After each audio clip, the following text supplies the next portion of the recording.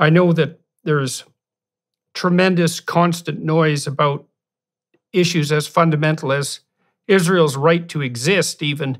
And you start by talking about, in your book, you embark on explaining that, at least in some part, by talking about Herzl and his terror that anti-Semitism, that the rise of anti-Semitism in Europe was going to cause a catastrophe, which was obviously a justified terror.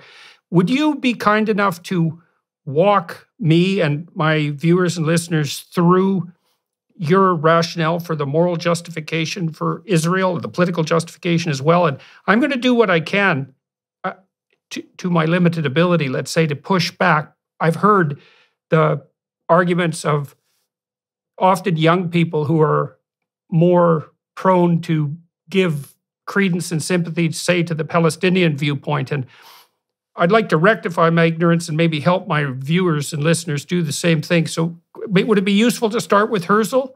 Well, I'd start, Herzl was what I call our modern Moses, but I'd actually start with the original Moses. The Jewish people have lived in the land of Israel, what is now the state of Israel, have lived here and have been attached to this place for about 3,500 years. 3.5 millennia. Now, for the first 2 millennia, roughly, of that time, we were living in what is described in a text commonly known as the Bible. So the Bible describes how the Jewish people lived on this land, were attached to this land, fought off conquerors, sometimes were conquered, but stayed on their land. And that continued for a very long time until roughly the 7th century, actually, after the birth of Christ, okay? For roughly 2,000 years. We were conquered by the Romans, we were conquered by the Byzantines. They did a lot of bad things to us, but they didn't really exile us, contrary to what people think, okay? The loss of our land actually occurred when the Arab conquest took place in the 7th century. The Arabs burst out from Arabia, and they did something that no other conqueror, not the Romans, not the Byzantines, not the Greeks before them, not Alexander the Great, nobody did before. They actually started taking over the land of the Jewish farmer. They brought in military colonies that took over the land. And gradually, over the next 2 centuries, the Jews became a minority in our land. So it is under the Arab conquest that the Jews lost their homeland. The Arabs were the colonials. The Jews were the natives dispossessed. Well, that happens in history. The Jews were dispossessed. We were flung to the far corners of the earth, suffered unimaginable suffering because we had no homeland. But we didn't disappear, and we never gave up the dream of coming back to our ancestral homeland. So generation after generation, the Jews could be in Warsaw, they could be in Yemen, they could be in China. And they said, next year in Jerusalem, we'll come back next year in Jerusalem. Well, that was made possible because the Arabs who had conquered the land basically left it barren. They never made it their own. It was a barren land. It really had, practically, it was an empty land. And in the 19th century, the idea of coming back next year in Jerusalem became a reality.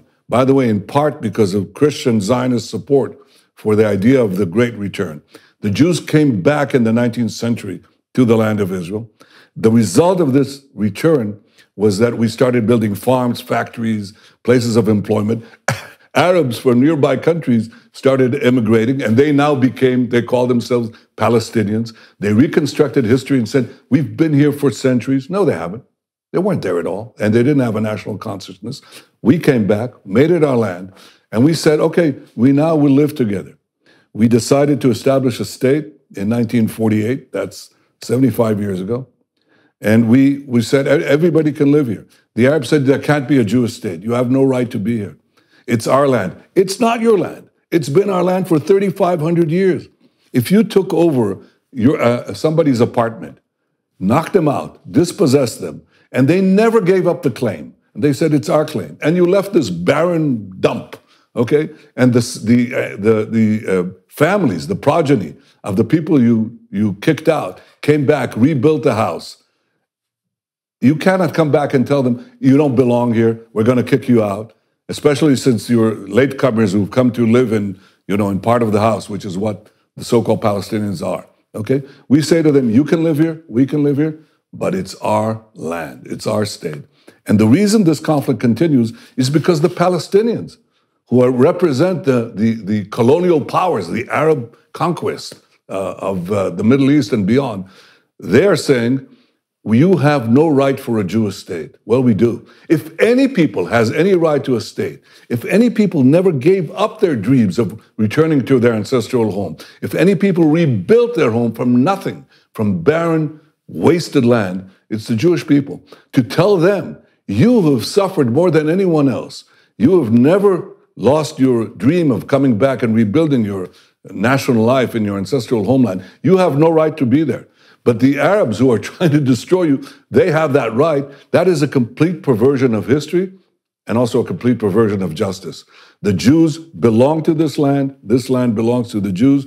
The Palestinians are free to live here next to us, among us, but they're not free to demand the dissolution of the Jewish state. That is not justice, that is injustice. That's the shortest lecture I can give you about Jewish history.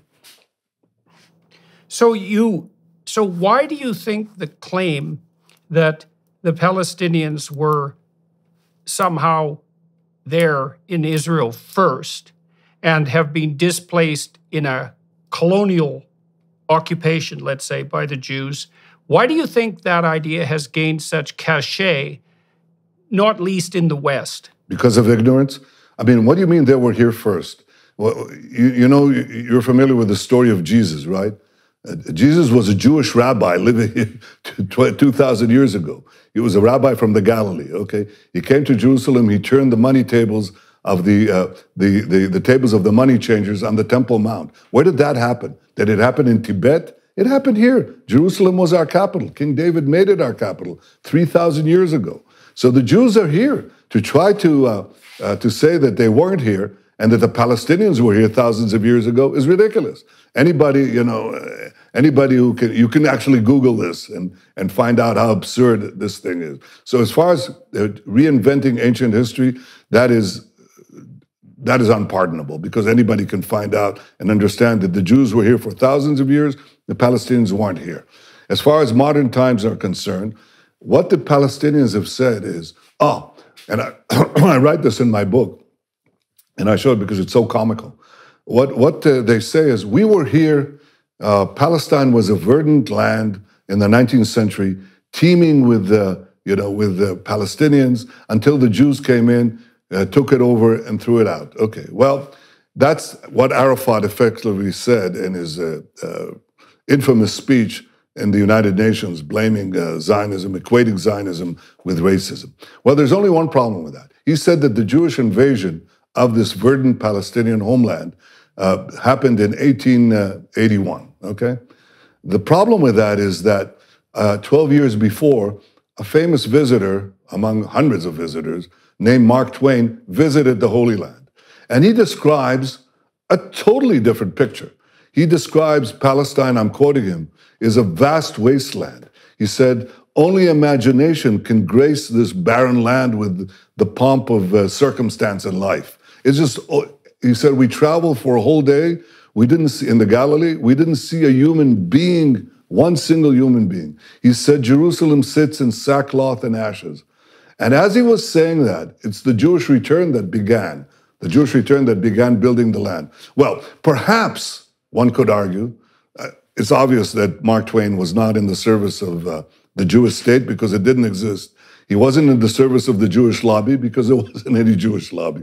He was just reporting what was there. Could there possibly have been a tremendous influx of Palestinians between 1869 and 1881, the year that Arafat says the Jewish invasion began and destroyed the Palestinian paradise? Well, alas, no. Because in the year 1881, another famous visitor visits Israel, and he visits this land, and he writes also his memoirs, okay? His name was Arthur Penryn Stanley. He was a very famous courtier of Queen Victoria's court, okay? And he came here on a special visit. And he says, I look south and I look north. He says, I'm in Judea, and I see nothing. He says, a barren expanse. And they both express Both Twain and Arthur Penryn Stanley say the same thing. When will the Jews come back and bring this land to life? And the answer is right then. We came back, brought it back to life. There were Arabs living here, but it was, as I say, a barren wasteland. But Arabs began to immigrate naturally because we created a rise in the standard of living that attracted Arabs from neighboring states. Those Arabs are now the descendants of those Arabs who migrated as a result of the Jewish return. Many of them now are considered Palestinians. So what I'm saying, and I'm saying this to you, Jordan, and to your audience, there has been a complete fabrication of history. It's the biggest lie of the big lies that have permeated the 20th century and the 21st century, is to say that the Arabs were here before, that is, the Palestinians were here before the Jews, when we were here for thousands of years, that we are the colonials, when in fact it was the Arabs who were the colonials who dispossessed the original natives, and that is the Jews, that we came back to this land that was laid barren by the Arab conquest, brought it back to life, and allowed Arab immigration, what we call now Palestinian immigration, to come back in. And now they say to us, in unimaginable chutzpah, they say, you don't belong here. They recreate ancient history, they recreate modern history, and this is a lot of hokum. It's ridiculous.